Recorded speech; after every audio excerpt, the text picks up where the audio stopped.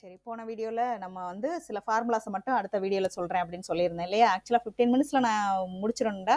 But ஆனா சொல்லிட்டு சொல்லிட்டு பண்றதுனால கொஞ்சம் லேட் ஆகுது. ஓகே. எனிவே இதுக்கப்புறம் சம் பேசிக் கான்செப்ட் கெமிஸ்ட்ரில நீங்க தெரிஞ்சுக்க வேண்டியது என்ன அப்படின்னா, நம்பர் ஆஃப் மோல்ஸ் நான் எப்படி கண்டுபிடிக்கிறது? ஏன்னா நம்பர் ஆஃப் மோல்ஸ்ங்கிற கான்செப்ட்ட நம்ம இன்ட்ரோடியூஸ் பண்றோம். தட் இஸ் நம்பர் ஆஃப் மோல்ஸ்னா எவ்வளவு மோல்ஸ் நம்ம எடுக்கிறோம் அப்படிங்கிறத. இப்ப நம்ம வந்து நம்பர் ஆஃப் மோல்ஸ்ல எப்பயும் வெயிட் எடுத்துற முடியாது. வெயிட்ங்கிறது ஒரு கிராம்ல எடுப்போம். அப்போ ஒரு கிவன் வெயிட்ட நம்ம எப்படி மோலா மாத்தணும் அப்படின்னா, இது வந்து கெமிஸ்ட்ரியோட தாரக மந்திரம் மாதிரி. Given weight divided by molecular weight. That is mass divided by molar மாஸ்ன்னு சில பேர் படிச்சிருக்கலாம்டா. ஸோ நம்பர் ஆஃப் மோல்ஸ் கண்டுபிடிக்கணும்னா given weight divided by molecular weight. நல்லா ஞாபகம் வச்சுக்கோங்க. இப்ப நான் வந்து எந்த ரியாக்ஷனை நம்ம பண்ணினாலும் அப்படியே எடுத்து ரியாக்டன்ட்டையும் ப்ராடக்டையும் கலந்துக்க போறது கிடையாது. நம்ம என்ன செய்வோம் அப்படின்னா, ரியாக்டன்ட்டை தண்ணிக்குள்ள கரைச்சு இல்ல ஏதோ ஒரு சால்வெண்ட் எடுத்து கரைச்சிருப்போம். தட் இஸ் ஏன்னா அதை தனித்தனி பார்ட்டிகளா உடைக்கிறது, சிங்கிள் பார்ட்டிகளா உடைக்கிறது வந்து சால்வெண்டால தான் முடியும். ஸோ சிங்கிள் பார்ட்டிகளா நான் ஃபர்ஸ்ட் அதை கன்வெர்ட் பண்ணிக்கிறேன். சிங்கிள் பார்ட்டிகளா கன்வெர்ட் பண்ணிக்கிட்டேன்னா அது ஈஸியா கொலைட் ஆகி ரியாக்ட் பண்றதுக்கு வசதியா இருக்கும். ஸோ சால்வெண்ட்ல எப்பயுமே டிசால்வ் பண்ணிக்கிடுவோம். சால்வெண்ட்ல டிசால்வ் பண்ணிக்கிட்டதுக்கு அப்புறம் நம்ம எவ்வளவு ரியாக்ட் ஆகுதுங்கிறத கரெக்டா நோட் பண்ணணும் இல்லையா?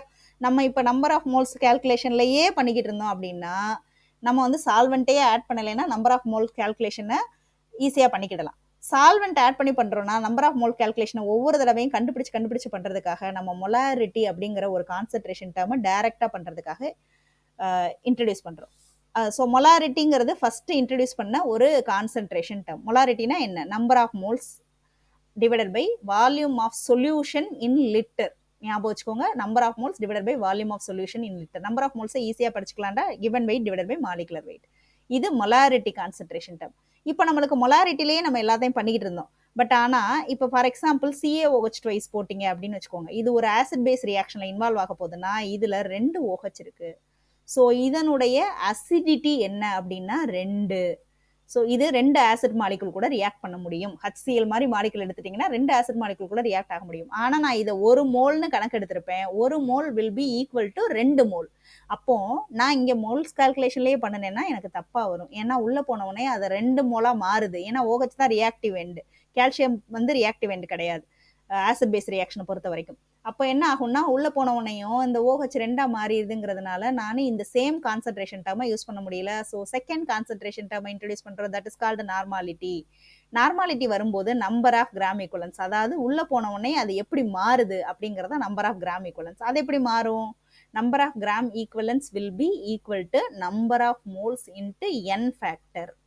ஸோ எப்படி n ஃபேக்டர் எவ்வளவு இருக்கோ அதுக்கேத்தாப்புல இந்த நம்பர் ஆஃப் மோல்ஸ் மாறிக்கிடும் அப்படிங்கிறது தான் இங்க நம்ம சொல்ல வரோம். நம்பர் ஆஃப் கிராம் ஈக்குவலன்ஸ் கண்டுபிடிக்கணும்னா n factor. So n factor நான் எப்படி கண்டுபிடிக்கிறது? ஆசிட்டுக்கு நான் இன்னும் விரிவா இதை சொல்லிடுவேன்டா. ஆசிட்டுக்கு H பிளஸ் எத்தனை ரீப்ளேசபிள் H பிளஸ் இருக்கோ அதுக்கு பேர் தான் n ஃபேக்டர். ஆசிட்டுக்கு ரீப்ளேசபிள் H பிளஸ் எத்தனை இருக்கோ அதுதான் n ஃபேக்டர். பேஸை பொறுத்த வரைக்கும் எத்தனை ரீப்ளேசபிள் OH மைனஸ் இருக்கோ அதுதான் n factor. Oxidising agent like KMNO4 இந்த மாதிரிலாம் எடுத்துட்டீங்க அப்படின்னா KMNO4 என்னவா மாறும்? +7 ஆக்சிடேஷன் ஸ்டேட்ல இருந்து +2 மாறும் அசிட்டிக் மீடியத்துல. ஸோ இதுல நம்பர் ஆஃப் எலக்ட்ரான் டிரான்ஸ்ஃபர் ஆகிறது 5. ஸோ இதோட n ஃபேக்டர் 5. அதே மாதிரி KMNO4 அசிட்டிக் மீடியத்துல மட்டும் இல்லடா, பேசிக் மீடியத்துல ரியாக்ட் ஆகும். நல்ல ஸ்ட்ராங் பேசிக் மீடியம் நீங்க எடுத்துக்கிட்டீங்க அப்படின்னா Mn வந்து +6 நின்று போயிடும். ஸோ n ஃபேக்டர் இங்க 1 தான். அதே மாதிரி KMNO4 இப்போ ஒருவேளை நீங்க எடுத்து ஸ்லைட்லி பேசிக் மீடியத்துல, அதாவது டைலூட் பேசிக் மீடியத்துல நீங்க இன்ட்ரடியூஸ் பண்ணிட்டீங்க அப்படின்னு வச்சுக்கோங்களேன், Mn +4 மாறும். இப்படி மாறுச்சுன்னா n factor will be equal to 3. So இப்போ ஆக்சிடைசிங் ஏஜென்ட்டோ ரெடியூசிங் ஏஜென்ட்டோ எடுத்துட்டீங்கன்னா எவ்வளவு நம்பர் ஆஃப் எலக்ட்ரான் டிரான்ஸ்ஃபர் ஆகுது இல்லை ஆக்சிடேஷன் ஸ்டேட் எவ்வளவு சேஞ்ச் ஆகுதுங்கிறத பொறுத்து n ஃபேக்டர் இருக்க போகுது. ஆசிடா இருந்தா number of replaceable hydrogen ion, பேஸா இருந்தா number of replaceable OH minus ions. That's all.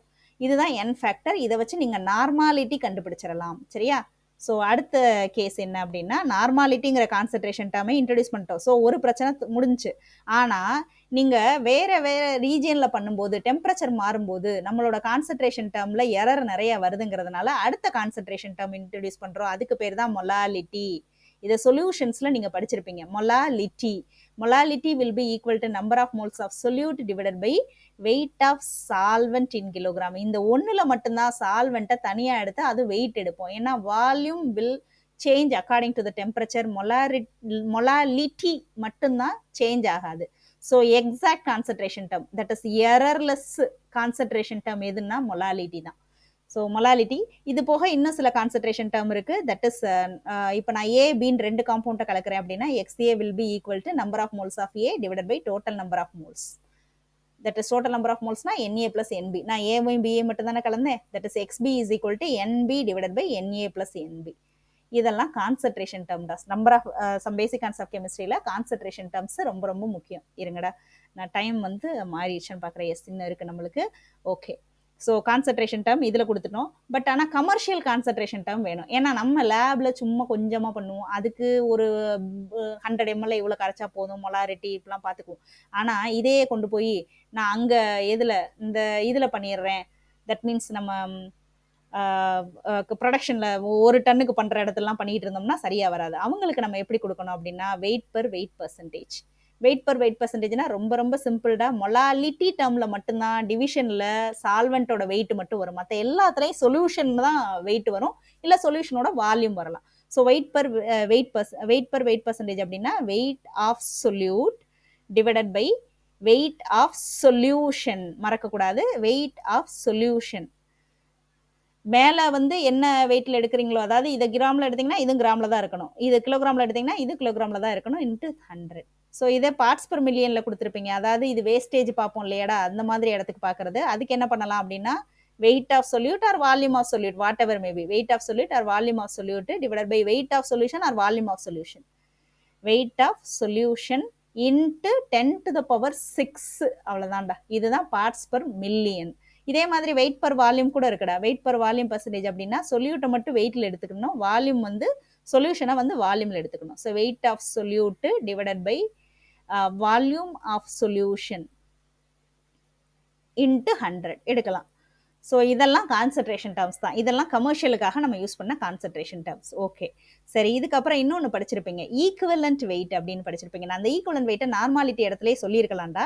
ஆக்சுவலாக நார்மாலிட்டிக்கு பார்த்தீங்கன்னா number of gram equivalents divided by volume of solution in litre. So number of gram equivalents எப்படி கண்டுபிடிக்கணும்னு சொன்னேன். Number of gram equivalents will be equal to number of moles into n factor. இதை இன்னொரு மெத்தட்லையும் கண்டுபிடிக்கலாம்டா. Number of gram equivalents will be equal to given weight divided by equivalent weight. அதாவது நான் molecular வெயிட்னு ஒன்று வச்சிருக்கேன், ஆனால் உள்ளே போன உடனேயும் நான் பாதி எடுத்தாலே அந்த மாலிகுலர் வெயிட்டை ஃபில் பண்ணுற அளவுக்கு ரியாக்ஷன் நடந்துருது. ஃபார் எக்ஸாம்பிள், இப்போ நான் வந்து H2SO4 எடுக்கிறேன்னு வச்சுக்கோங்க. H2SO4ஓட ஆக்சுவல் வெயிட் வந்து 98. பட் ஆனால் replaceable hydrogen n factor 2, replaceable hydrogen 2 இருக்கிறதுனால நான் 49 கிராம் போட்டேனாலே அது ஒரு வேலையை பார்த்துருது. தட் இஸ் ஒரு 98 கிராம் போடுறப்ப எனக்கு 49 கிராம் போடுறப்பயே எனக்கு என்ன ஆகுது, இப்போ நான் 98 கிராம் எடுத்தேன்னா தான் ஒரு மோல் ஆஃப் H2SO4 எடுக்கிறேன். அதில் 1 மோல் ஆஃப் NaOH போடுறேன். ஏன்னா OHல ஒரு NaOHல ஒரு OH தான் இருக்குது.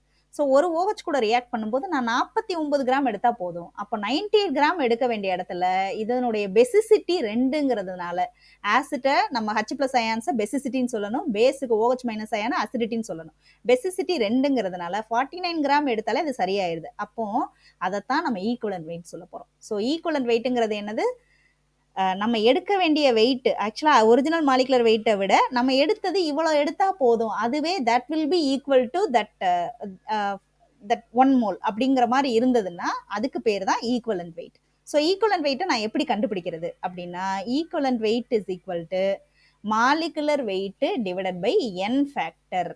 ஸோ n ஃபேக்டர் எப்படி கண்டுபிடிக்கிறது நான் உங்களுக்கு ஆல்ரெடி சொல்லி கொடுத்துருக்கேன். இப்போ நம்மளுக்கு தெரியும் ஈஸியாக. பட் அந்த காலத்தில் அந்த ஈக்குவலன்ட் வெயிட் எப்படி கண்டுபிடிச்சிருப்பாங்க, ரொம்ப கஷ்டப்பட்டிருப்பாங்க. ஃபார்முலா கண்டுபிடிக்கிறதே ரொம்ப கஷ்டம், அப்புறம் எப்படி இதை கண்டுபிடிக்க முடியும் இல்லையா. ஸோ ஈக்குவலன்ட் வெயிட் கண்டுபிடிக்கணும் அப்படின்னா எப்படி கண்டுபிடிக்கிறதுன்னு சொல்கிறேன். அப்புறம் இன்னொரு எலமெண்ட்ரா n ஃபேக்டர், இன்னொரு ஃபேக்டர் n ஃபேக்டர் வந்து சிங்கிள் எலமெண்ட் கண்டுபிடிக்கணும்னா வேலன்சி கூட n ஃபேக்டர் தான். ஸோ இப்போ நான் வந்து நிறைய மெத்தட் படிச்சிருப்பீங்கடா. அந்த ஒவ்வொரு மெத்தடுக்கும் ஒவ்வொரு ஃபார்முலாவை போட்டு 40 பேஜுக்கு எழுதி வச்சுருப்பீங்க. தயவு செய்து அதை பண்ண வேண்டாம், நான் ஈஸியாக உங்களுக்கு சொல்லி தந்துடுறேன். எது ஈக்குவலன்ட் வெயிட்டை நீங்கள் டிஃப்ரெண்ட் மெத்தடில் பண்ணியிருப்பீங்க இல்லையா. நான் ஒரு சிம்பிள் கான்செப்ட் சொல்லித்தரேன். Equivalent weight by oxide method பார்த்துக்கோங்க. ஆக்சைடு மெத்தட், அதுக்கு ஆக்சைடு மெத்தட்னா ஆக்சிஜனோட ஈக்குவலன்ட் வெயிட் தெரியணும்டா. ஆக்சிஜனோட ஈக்குவலன்ட் வெயிட் என்னவா இருக்கும், ஓக்கு மேலே 2- சார்ஜ் இருக்கும் எப்பயுமே இல்லையா. ஆக்சைடுனாலே ஓக்கு மேலே 2- சார்ஜ் இருக்கும். ஸோ ஈக்குவலன்ட் வெயிட் என்ன, ஆக்சிஜனோட ஈக்குவலன்ட் வெயிட் 16 டிவைடட் பை 2. ஏன்னா atomic weight divided by n factor will be 2. ஏன்னா n ஃபேக்டர் வேலன்சின்னு சொல்லியிருக்கேன். ஸோ ஆக்சனோட ஈக்குவலன்ட் வெயிட் 8. ஸோ இதை எப்படி கண்டுபிடிக்கிறதுன்னு பாருங்க. இப்போ ஒரு மெட்டல் ஆக்சன் கூட சேர்ந்துருச்சு, அந்த மெட்டலோட ஈக்குவலன்ட் வெயிட் உங்களுக்கு வேணும் அப்படின்னா, equivalent weight of that metal, equivalent weight of metal will be equal to மெட்டலோட வெயிட்டை மட்டும் எழுதணும். மெட்டல் வெயிட், மெட்டல் அந்த ஆக்சனோட சேர்ந்திருந்தது அப்படின்னா எவ்வளவு மெட்டல் மட்டும் சேர்ந்திருக்கு, அந்த மெட்டல்ல எவ்வளவு ஆக்சிஜன் சேர்ந்திருக்கு, தட் இஸ் மெட்டலோட வெயிட் மட்டும் டிவைடட் பை ஆக்சைடு இருக்கு இல்லையா, அந்த ஆக்சிஜனோட வெயிட் மட்டும் கீழே எழுதிக்கிடணும் இன்ட்டு 8. அவ்வளவுதான்ப்பா, ரொம்ப சிம்பிள். இப்ப இதே இது நான் வந்து குளோரைடு மெத்தட்ல கண்டுபிடிக்க போறேன் அப்படின்னு வச்சுக்கோங்க. குளோரைடு மெத்தடா இருந்தது அப்படின்னா குளோரினோட வேலன்சி -1, அப்போ அதனுடைய n ஃபேக்டர் 1 தான். 35.5 will be equal to 35.5. இப்போ நான் குளோரைடு மெத்தட்ல கண்டுபிடிக்க போறேன்னா அதே ஈக்குவலன்ட் வெயிட் ஆஃப் மெட்டல் போடுங்க. என்ன போடலாம்? ஈக்குவலன்ட் வெயிட் ஆஃப் மெட்டலோட வெயிட் டிவைடட் பை குளோரைடோட வெயிட், அதுல எவ்வளவு குளோரைடு கலந்துருக்கோ அதனுடைய வெயிட் இன்ட்டு 35.5. ரொம்ப ஈஸியா இருக்கு பாத்தீங்களா? இதுக்கு போய் ஃபார்முலாவை ரொம்ப மனப்பாடம் பண்ணிக்கிட்டு இருக்க வேண்டாம். இதே மாதிரி எல்லாத்துக்கும் பண்ணிக்கலாம்டா. இப்போ நான் வந்து ஹைட்ரைடுல பண்ண போறேன், ஹைட்ரைடு மெத்தட்ல பண்ண போறேன். ஹைட்ரைடு மெத்தட்னா ஹைட்ரஜனோட இது வந்து -1 இல்லையா, ஹைட்ரைட்னாலே -1, தட் இஸ் 1/1, 1 தான் வரப்போகுது. அப்ப என்ன பண்ணலாம் அப்படின்னா equivalent weight of the metal will be equal to மெட்டலோட வெயிட் மட்டும் எழுதணும். மெட்டலோட வெயிட் மட்டும் டிவைடட் பை ஹைட்ரைடோட வெயிட் மட்டும், அதுல எவ்வளவு ஹைட்ரைடு கலந்துருக்கோ அதோட வெயிட் மட்டும் இன்ட்டு 1. அவ்வளவுதான்டா. இதே மாதிரி சல்ஃபேட் மெத்தட் கூட பண்ணலாம். ஏன்னா சல்ஃபேட் SO4 2- நீங்க இது என்னன்னு பாத்தீங்கன்னா 96 வரும். 96 டிவைடட் பை 2 அப்படிங்கிறப்ப 48 இல்லையா? ஸோ இப்போ சல்ஃபேட் மெத்தட் நான் பண்ண போறேன் அப்படின்னா வழக்கம் போல equivalent weight of that metal will be equal to மெட்டலோட வெயிட் மட்டும் டிவைடட் பை சல்ஃபேட்டோட வெயிட் மட்டும் இன்ட்டு 48. அவ்வளவுதான்டா. ஸோ இதில் ஈக்குவலன்ட் வெயிட் கண்டுபிடிக்கிறதுக்கு பழைய காலத்தில் என்ன மெத்தட் யூஸ் பண்ணாங்களோ அதை நான் இங்கே சொல்லியிருக்கேன். அது போக ஃபோட்டோ எலக்ட்ரிக் ஈக்குவேஷன் ஒன்று தேவைப்படும் இந்த இடத்துல. சம் பேசிக் கான்செப்ட் கெமிஸ்ட்ரி இல்லை இதில் ஃபோட்டோ எலக்ட்ரிக் ஈக்குவேஷன் தேவைப்படாது. தட் மீன்ஸ் நம்ம எல்லா இதையும் பார்த்துட்டோம்னு நினைக்கிறேன். இந்த வீடியோவை நீங்கள் திருப்பி பார்த்துக்கோங்க. இந்த நோட்ஸை மட்டும் தனியாக ஒரு இதில் உங்களுக்கு அனுப்பி விடுறேன். தட் இஸ் இந்த நோட்ஸை மட்டும் இன்னொரு PDF ஃபைலாக க்ரியேட் பண்ணி ஒரு போஸ்ட் பண்ணுறேன், நீங்கள் செக் பண்ணிக்கோங்க. இதை வச்சு தான் நாளைக்கு காலையில் சம்ஸ் பண்ண போகிறோம். ரெடி ஆகிக்கோங்க. பார்க்கும்போது தாண்டா என்னடா இவ்வளோதான் கொடுக்குறாங்க, இவ்வளோ ஃபார்முலாஸ் வச்சு பண்ணிடலாமா அப்படிங்கிற மாதிரி இருக்கும். ஆனால் இதை தவிர்த்து வேறு எதுவுமே எக்ஸ்ட்ராவாக தேவைப்படாது. ஏதாவது தேவைப்பட்டாலும் இதுலேருந்து கிரியேட் பண்ணுற மாதிரி தான் இருக்கும். அதுவும் இந்த ஈக்குவலன்ட் வெயிட் இதெல்லாம் பண்ணுறதுக்கு நிறைய ஃபார்முலாஸை மனப்பாடம் பண்ணி டைம் வேஸ்ட் பண்ணிகிட்டு இருக்காதீங்க. தேங்க்யூமா.